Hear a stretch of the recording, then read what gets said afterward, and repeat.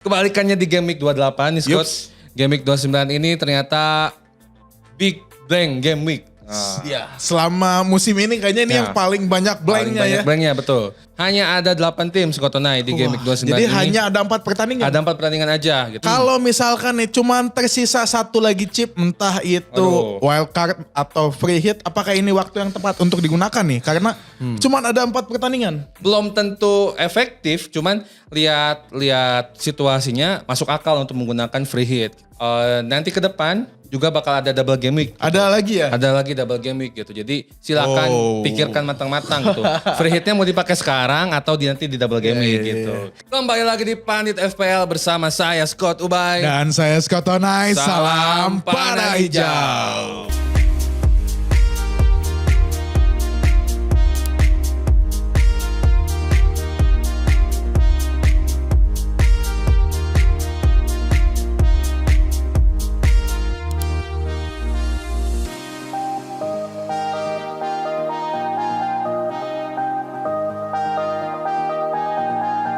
Scott Tonai.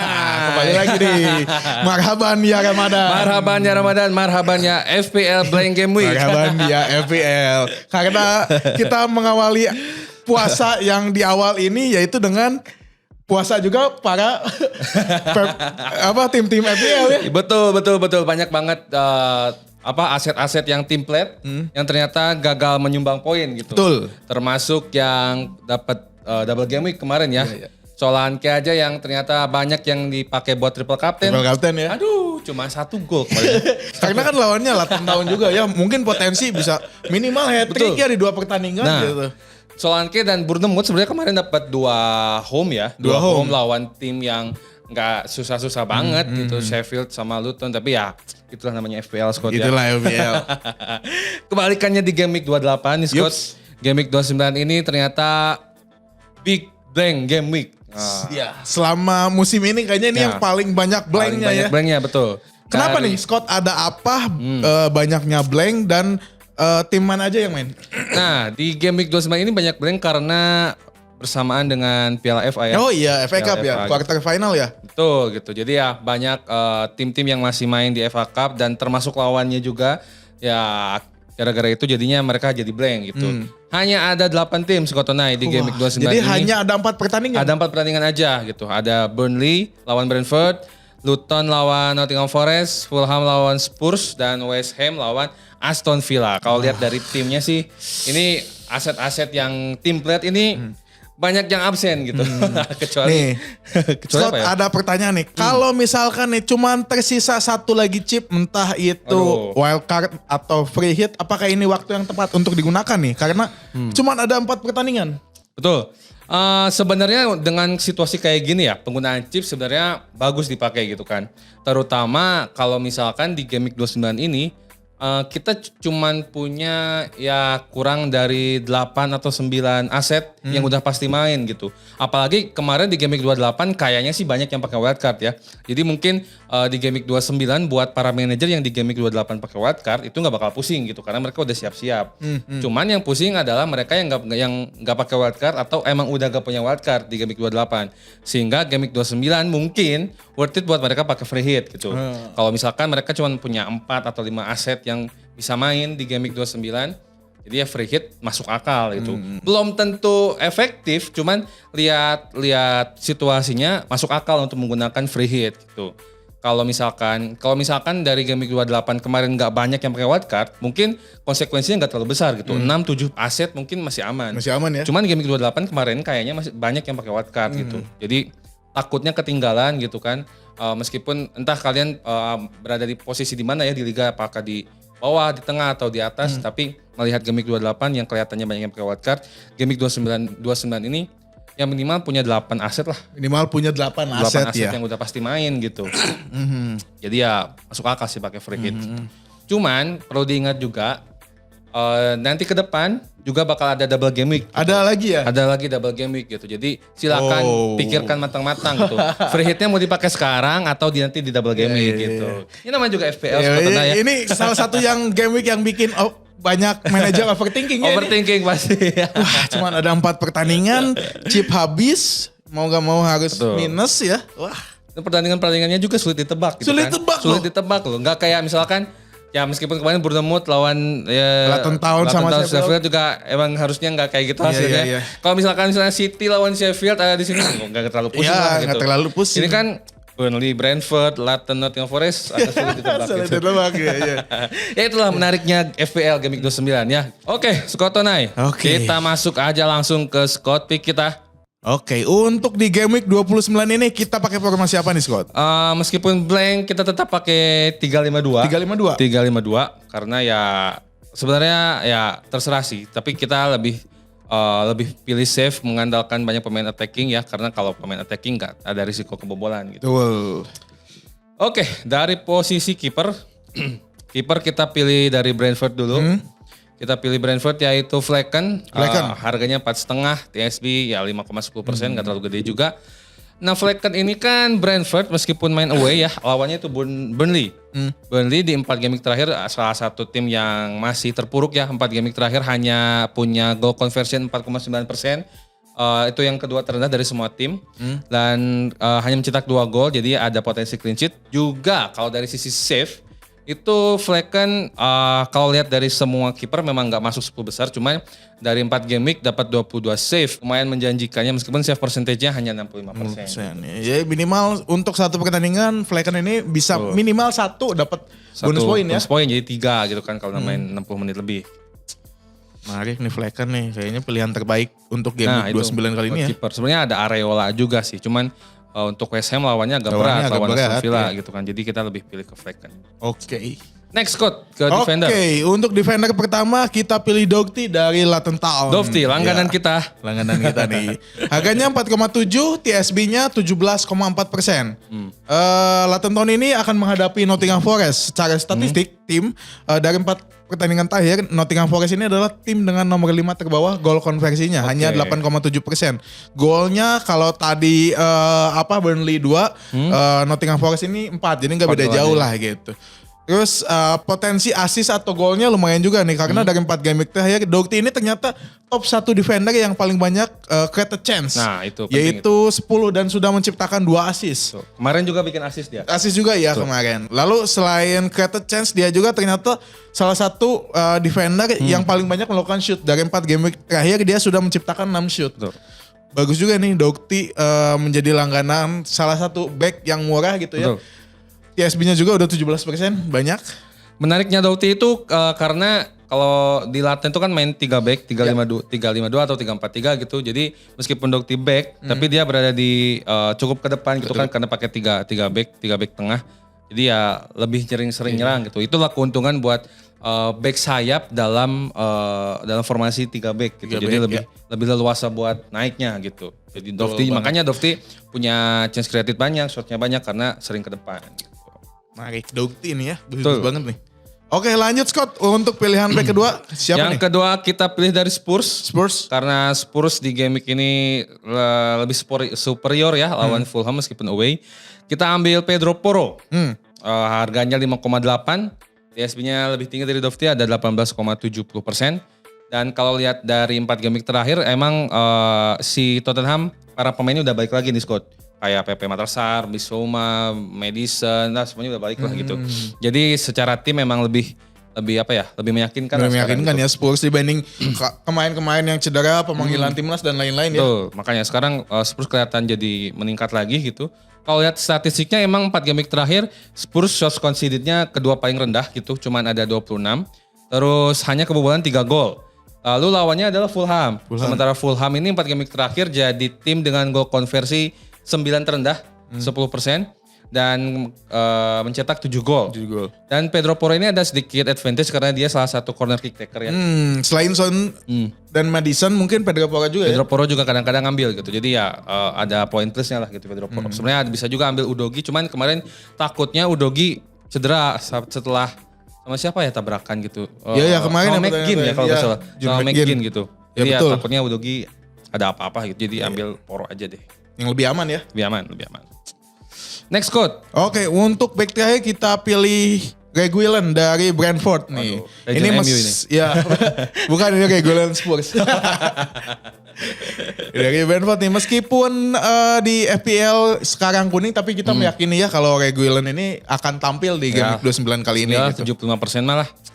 Masih yakin lah ya. Masih yakin. Harganya 4,4 cukup murah untuk back sayap. TSB-nya bisa masuk ke diferensial juga ya, Masih hanya bisa 3%. Tadi sudah disebutkan juga sama seperti Flecken, Burnley ini salah satu tim yang gol konversinya terendah. Kedua ya hanya 4,9%, hanya mencetak 2 gol gitu. Lalu potensi assist maupun golnya dari segi penyerangan Reguilon ini bagus. Dari 4 game week terakhir dia sudah menciptakan 4 created chance dan 2 assist. Ini sangat efektif sekali efektif gitu. Karena di FPL ini mau gimana pun yang tercatat hanya assist dan gol ya, yang utama itu. Lalu ternyata shootnya juga banyak, gak kalah dari Dougherty nih. Ya. Dia sudah menciptakan 6 shoot, 5 in the box dan 1 on target. Jadi dia sering kali masuk ke kotak penalti lawan gitu. Kalau dari statistik ya Reguilon ini. Betul. Saya juga sebenarnya udah punya si Reguilon. Harganya 4,4 jadi wajib diambil lah kalau Reguilon. Dan kita kalau lihat kita berarti ambil 2 defender dari ya maksudnya 2 bertahan lah, ada Flecken sama Reguilon ya dari Brentford. Karena emang lawannya Burnley lah. Kita cukup yakin kalau akan dapat clean sheet ya. Dapat clean sheet lah, bismillah lah. Bismillah. Oke, lanjut ke midfielder. Midfielder kita yang pertama ambil Son Heung-min. Karena nggak ada Kayak ini pilihan aset lain. terbaik dari yang ada kayaknya ini ya. Terbaik banget pokoknya kayaknya. Gak ada lagi. Gak ada lagi. Son dengan harga 9,9. Mungkin buat kalian yang lelah dengan KDB bisa langsung ke Son aja. Setuju, karena saya baru melakukan transfer dari KDB ke Son. Cuman ya kalau misalkan sebenarnya Salah udah balik squad kemarin. Cuman gak starting line up kemarin. Udah starting line up kan ya. Dan juga Liverpool kan sekarang blank akan menghadapi MU di 8 besar. Makanya FA Cup. Di midfielder ini agak sedikit harus pinter-pinter ngalokin budget gitu. Ada Son, ada Salah balik lagi, KDB udah pasti buang, katanya cedera juga kan ya. Cedera juga. Kemarin gak main full kan di Liga. Paling sama Saka mungkin ya. Saka juga itu yang harganya agak mirip-mirip ya. Cuman Bruno yang gak masuk itu. Untuk harga midfielder yang sama nih. Jadi ya silahkan pilih karena tapi untuk di game week sekarang karena banyak yang blank, Son udah pasti diambil gitu. Pilihan terbaik nih Son. Kenapa nih Scott? Dari segi statistik semuanya menguntungkan untuk Son. Dari sisi tim, gol konversinya Tottenham kedua paling tinggi 21,1%, hanya kalah sama tetangganya Arsenal. Gokil yang kemarin selebrasi mengalahkan Porto itu ya keren. Calon double winner. Oke, kembali lagi. Arsenal gak main sekarang. Istirahat dulu. Bosan menang mulu kan. Oke, gol konversi kedua tertinggi, shotsnya 38 mencetak 8 gol Tottenham. Lalu secara individu, Son shotsnya ada 7, in the boxnya 6 dan mencetak 2 gol. Son juga kan seorang penalty kick taker. Kalau lihat dari asisnya sih nggak terlalu bagus, cuman chance created-nya ada 6 dari 4 game week. Oke lah gitu. Karena Son juga baru balik lah dari cedera dan panggilan timnas juga ya. Timnas. Ini kalau lihat secara itas gitu, penampilan Spurs ini Son ini jadi porosnya dari Spurs gitu. Bola-bola itu pasti tertuju hampir akhirnya itu ke Son. Jadi potensi assist maupun gol secara itas cukup besar juga gitu. Betul. Mungkin setelah kehilangan Kane ya. Jadi si Spurs lebih kolektif gitu. Lebih kolektif lagi. Next quote. Oke, untuk midfielder kedua kita pilih Mohamed Kudus dari West Ham United. Kudus. Ini harganya 6,8, TSB-nya masih di bawah 5%, 4,8 aja. Potensi golnya nih secara tim dari 4 game week terakhir, West Ham ini salah satu gol konversi yang cukup bagus gitu, 14,8%.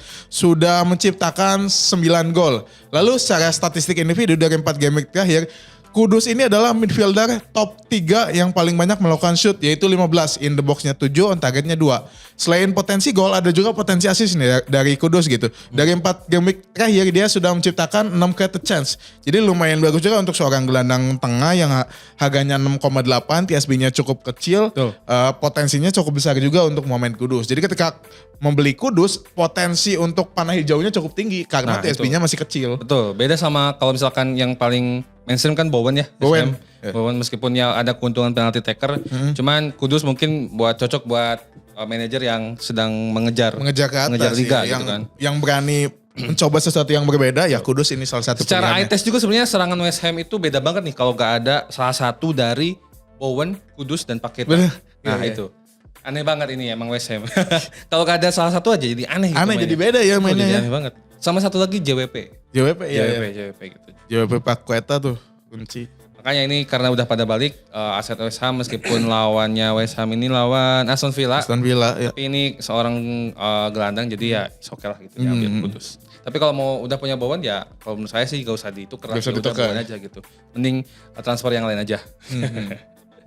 Oke, lanjut untuk gelandang ketiga, Scott. Gelandang ketiga kita pilih Bailey dari Aston Villa. Nah, ini nih kayaknya menarik. baru pertama kali kita pilih ya. Iya, iya. Kalau enggak Setelah sekian lama gitu, kita awal-awal musim pertama pilih harganya Iya, masih 6. iya, Bailey. Sekarang udah turun harganya. Bailey ini emang kalau nggak yang lain nggak blank sih kayaknya susah dipilih ya. Cuman karena yang lain blank ya oke, kita pilih Bailey dari Aston Villa. Harganya 5,7, TSP-nya 6,3%.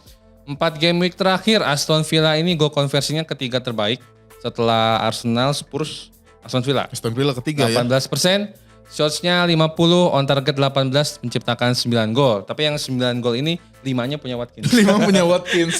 5 punya Watkins. 1 Douglas Luiz ke gawang MU. Dan kalau lihat dari individunya sih 4 game week terakhir Bailey itu shots-nya ada 8, on targetnya 3 dan mencetak 1 gol. Kalau lihat segi asisnya, chance creative-nya lumayan sih 7 gitu. Jadi ya karena Bailey mainnya di sayap ya. Gitu. Jadi nanti lawan mana? Lawan West Ham. Lawan West Ham. Lawan West Ham ya harapannya Bailey bisa mengacak-acak sisi kirinya West Ham gitu. Kenapa kita tidak memilih defender atau kiper dari West Ham atau Aston Villa kayaknya? Karena keduanya bakal menyerang dan Ya, sepertinya betul. mencetak gol gitu. Punya potensi menyerang yang tinggi gitu. Ya. Jadi kita nggak berani ambil defender dari kedua tim ini. Betul. Next code. Oke, yang keempat kita pilih Kulusevski. Spurs Kulusevski. juga nih. Kita pilih 2 Spurs di Oke. gelandang ini nih. Harganya 6,8 masih bisa masuk ke diferensial Wah, karena kecil 3% ya.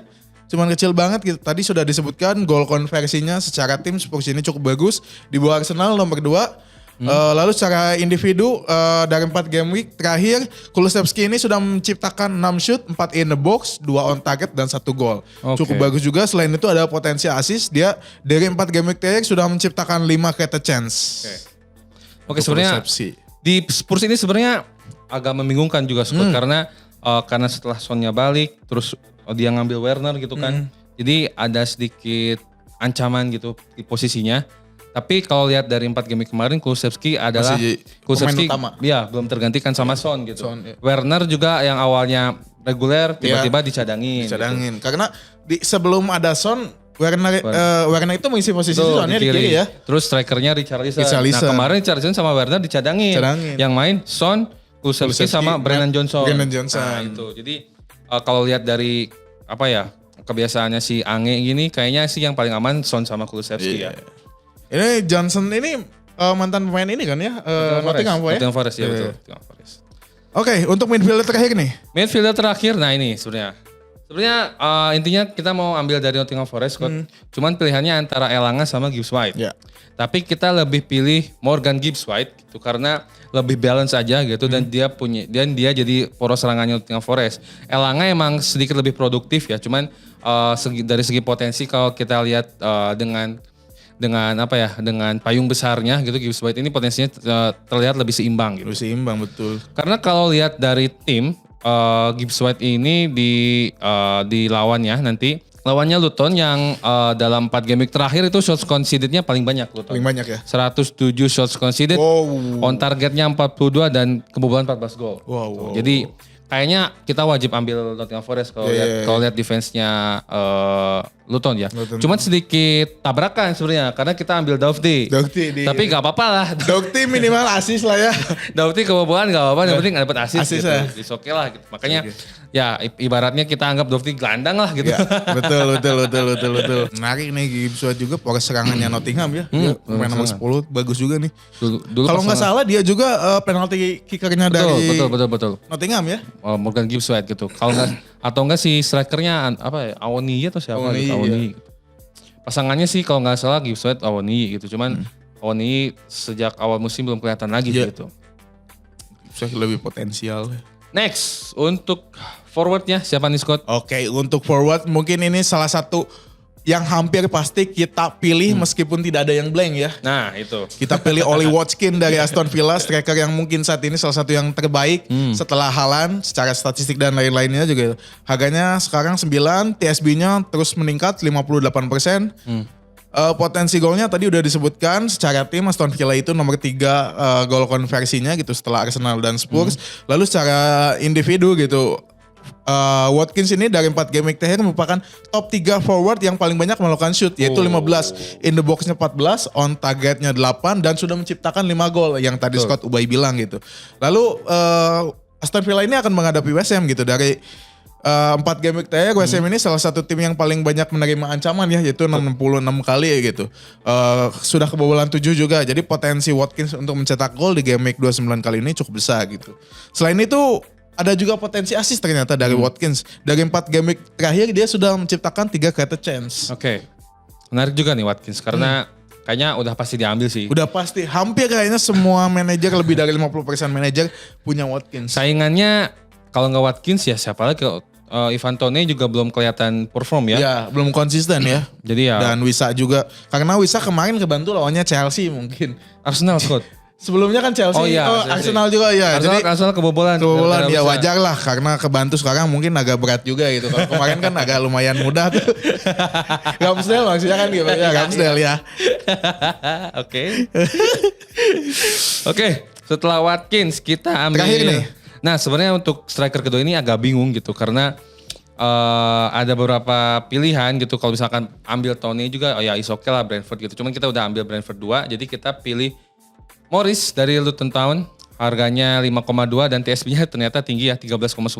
Mungkin gara-gara kemarin jadi banyak yang ambil Morris. Harganya juga lumayan murah sih. Iya 5,2. Cadangan atau diferensial. Udah pasti main juga kan ya. Morris.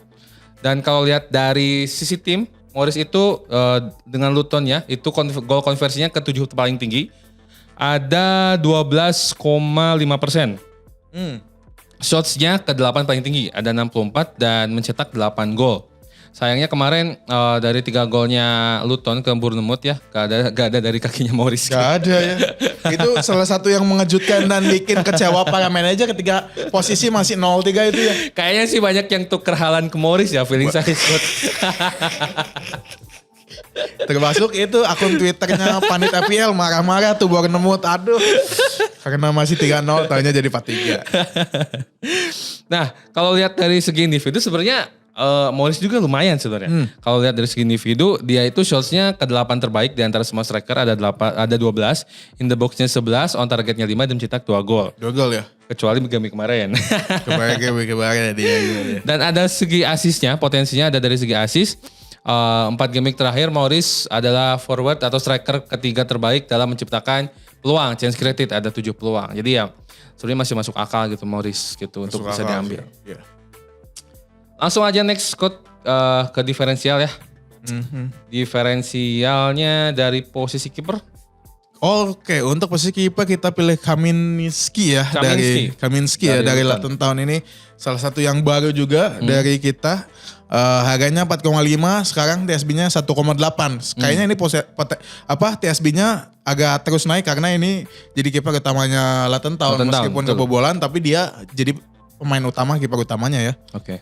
Terus menghadapi Nottingham Forest tadi sudah disebutkan salah satu yang gol konversinya cukup rendah hanya 8,7%. Menciptakan 4 gol gitu. Cuman resikonya ya Luton Town ini salah satu tim yang paling banyak menerima tendangan gitu ya, yaitu paling banyak 107 dari 4 game week. Wah ini banyak banget. Cukup banyak. 107 bagi 4 berarti 30-an shots ya. 30 shot hampir per 30 pertandingan ya, dan sudah kebobolan 14. 4 game week 14 jadi ya itulah risikonya ya. Berarti hampir 3 gol mungkin ya. Sebenarnya gak ada banyak pilihan soalnya Scott dari Burnley juga pertahanannya jelek. Kalau dari West Ham, Aston Villa lawannya yang susah. Jadi ya mau gak mau ya udahlah Kaminski aja. Coba tawarkan yang baru juga gitu. Oke, dari segi defender untuk diferensial kita ambil Pau Torres dari Aston Villa. Nih. Nah ini back tengah dengan kaki kiri ya ini. Back tengah dengan kaki kiri dan asal Villarreal ya, Villarreal. reuni sama Unai Emery mungkin ya. Semoga musim depan ke Arsenal ya. Aduh. Oh, enggak. Ya, nggak bakal main Scott di Arsenal udah ada. Bukan Unai ke Arsenal. Oh enggak. Udah. Kalau Pau Torres ini sebenarnya kan tadi lawannya sebenarnya West Ham gitu. Jadi kalau misalkan lawannya bukan West Ham mungkin kita berani buat taruh Pau Torres jadi back unggulan. Tapi karena West Ham berarti kan ada risikonya. Jadi kita ditaruh di diferensial. Sebenarnya kalau lihat dari statistik Aston Villa ini shots conceded-nya 6 terbawah sebetulnya. 48 doang, on target conceded-nya 16 dan kebobolan 9 gol. Pau Torres kalau lihat dari lawannya sebenarnya emang sedikit berbahaya karena West Ham goal conversion-nya lumayan tinggi, ada 14,8%, jadi kita taruh sebagai diferensial. Cuman karena dengan posturnya yang tinggi kayaknya dia bisa punya potensi cetak gol dari free kick ya. gitu Ketika kan. ada set piece gitu ya. Betul. Corner atau free kick, Pau Torres bisa potensi mencetak gol sih. Betul sekali. Oke, next Kotonai. Oke, untuk midfielder diferensial kita pilih Arsenal legend yaitu Alex Iwobi. Ini dia Arsenal legend. Lulusan akademi nih. Iya, saya masih kesal nih 2 game week terakhir ketika MU unbeaten. Ini orang cetak gol di menit akhir. Wah, gila sih ini Iwobi. Kesel banget nih Iwobi. Ini Iwobi dari Fulham, harganya 5,3, TSB-nya masih 1% aja gitu. Potensinya nih secara individu dari 4 game week terakhir, Iwobi ini salah satu midfielder yang lumayan banyak menciptakan created chance, yaitu 14. Ya cuman resikonya Fulham ini salah satu tim yang gol konversinya cukup rendah ya, hanya 10% gitu. 7 gol dari 4 game week terakhir. Jadi untuk Iwobi ini sangat-sangat diferensial sekali ya untuk midfielder gitu. Selain dia created chance-nya banyak, tapi secara tim Fulham ini tidak terlalu bagus ketika menyerang atau mencetak gol gitu. Menarik juga nih Iwobi. Kayaknya Everton legend lah ini. Everton legend nggak akan pindah lagi ke Arsenal untuk backup Saka mungkin. Soalnya Everton yang membeli Iwobi dengan harga yang mahal. 40 juta euro ya ketika itu, kaget. Saya juga bingung kenapa berani bayar semahal itu, tapi ya itulah berkahnya ya. Berkah Iwobi. Oke, terakhir dari penyerang ya. Dari penyerang juga kita ambil dari Fulham, yaitu Muniz yang udah beberapa kali kita ambil sebagai forward diferensial ya. Harganya masih 4,5 untuk seorang penyerang, murah sekali. Dengan TSB 3,30%. Kalau lihat dari 4 game terakhir ini cukup mengejutkan secara statistik karena Muniz itu jadi forward atau striker dengan shots kedua paling tinggi. Ada 22 shots, in the box-nya 20, on targetnya 5 dan mencetak 2 gol. Tapi dari segi efektivitas emang gak terlalu bagus sih. Dari 22 shots hanya 2 gol gitu. Resikonya banyak sebenarnya. Selain tadi yang disebutkan Scott Tonai, kalau Fulham ini gol konversinya salah satu yang terendah. Lawannya juga Tottenham gitu kan. Lawan Fulham itu Tottenham dengan pertahanan Tottenham yang salah satu yang cukup bagus ya ini. 4 cuman gol kebobolan 3 dari 4 game terakhir ya. Dan hanya menerima 26 shots. 26 shot. Gitu dari 4 game. Jadi ya karena mungkin Tottenham juga sering menguasai bola ya, jadi jarang dapat serangan gitu. Terakhir nih, Terakhir yang paling sulit. Hanya ada 4 pertandingan disuruh milih 1 kapten untuk menjadi penggendong, meng-carry game week 29 ini ya. Hyper carry-nya nih, siapa nih? Aduh. Kayaknya masa Watkins terlalu naif kalau tidak memilih Watkins ya. Iya sih. Watkins lawan West Ham. Kalau saya mungkin lebih ke Son. Son ya? Son. Kalau nge-Son Watkins ya. Ya antara itu lah, antara Son atau Watkins. Kalau mau agak diferensial, Kudus lah gitu lah ya. Saya agak deg-degan ini game week 29. Deg-degan banget. Soalnya saya kayaknya nggak berniat pakai free hit sih. Jadi minus poin berarti? Mungkin minus poin. Mungkin maksimal 8 lah maksimal lah ya. For your information, Scott Ubay ini salah satu tim yang masuk 10 besar dunia IPL nih. Siap-siap merebut tiket menuju Emirates Stadium musim depan kalau juara. 10 besar FPL di dimensi yang berbeda. 10 besar di Liga Internal yang mainnya cuma 7. Kalau di Liga Internal Pandit ya betul. Peringkat 1. Dapat PS5. Dapat tiket nonton Liga Inggris di kantor Pandit. Oke, langsung ke Tonai, semuanya udah kita bahas ya. Semoga kita dapat semuanya panah hijau. Oh sedikit lupa kalau untuk hadiah bulanan seperti biasa diumumkan di sosial medianya Pandit Football dan Pandit FPL, ada di Instagram, Twitter, TikTok, dan juga di YouTube. Jangan lupa untuk di-subscribe. Oke, terima kasih Skotonnya, terima kasih yang sudah menonton. Terima kasih juga. Semoga kita semua dapat panah hijau dan survive sampai game 38. Oke. Salam panah hijau.